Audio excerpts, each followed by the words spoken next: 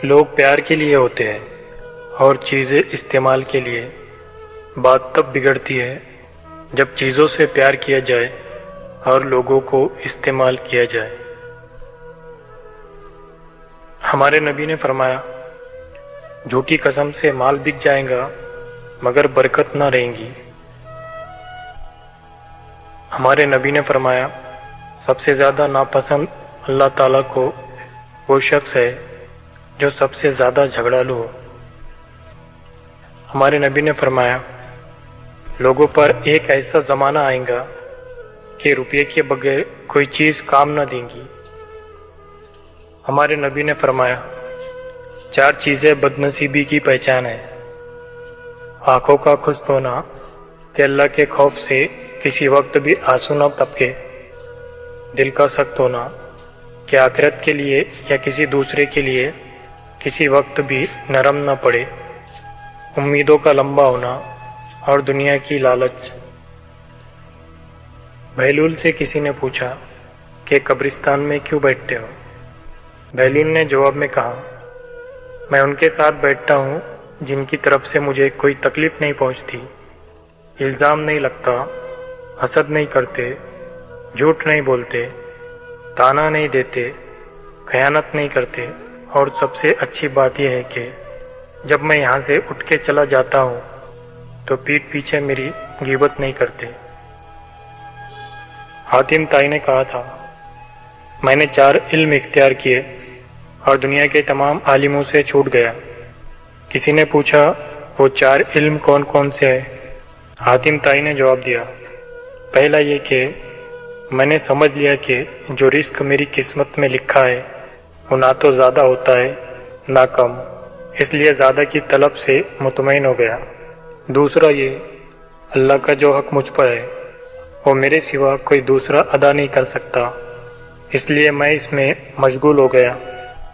تیسرا یہ کہ ایک چیز مجھے ڈھونڈتی ہے اور وہ ہے موت، میں اس سے بھاگ نہیں سکتا، لہٰذا اس کے ساتھ سمجھوتا کر لیا۔ چوتھا یہ کہ میرا اللہ مجھ سے باخبر رہتا ہے، میں نے اس سے شرم رکھی اور برے کاموں سے ہاتھ اٹھا لیا۔ اللہ تعالی ہم سب کو اپنے حفظ و امان میں رکھے، آمین۔ بادشاہ نے فقیر سے خوش ہو کر کہا، مانگو کیا مانگتے ہو؟ فقیر نے کہا، حضور بس میرا پیالہ بھر دیجئے، مجھے اور کچھ نہیں چاہیے۔ بادشاہ نے ہنسا اور کہا، بس۔ پھر اس نے اپنے سارے پہنے ہوئے جواہرات اس میں ڈال دیے مگر پیالہ نہیں بھرا۔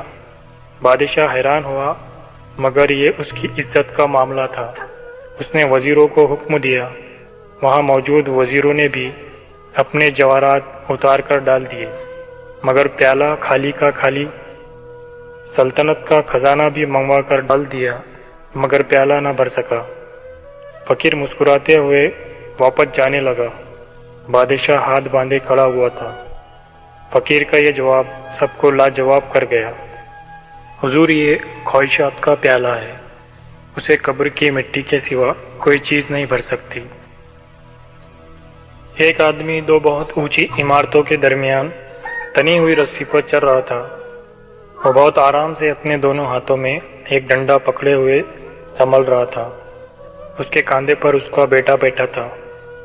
زمین پر کھڑے تمام لوگ دم سادگی کھڑے یکٹک اسے دیکھ رہے تھے۔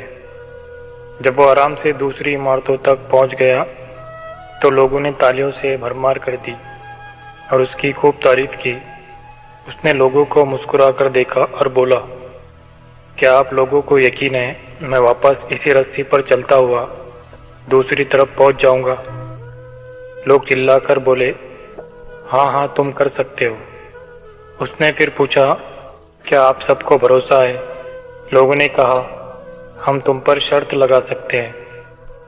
اس نے کہا، ٹھیک ہے، کیا آپ میں سے کوئی میرے بیٹی کی جگہ میرے کندھے پر بیٹھیں گا؟ میں اسے بحفاظت دوسری طرف لے جاؤں گا۔ اس کی بات سن کر سب کو سکتہ سا ہو گیا، سب خاموش ہو گئے۔ یقین الگ چیز ہے، بھروسہ الگ۔ بھروسہ کرنے کے لیے آپ کو مکمل فنا ہونا پڑتا ہے، اور آج ہم سب میں اسی بھروسے کی کمی ہے۔ ہم اللہ تعالیٰ پر یقین تو رکھتے ہیں لیکن بھروسہ نہیں کر پاتے۔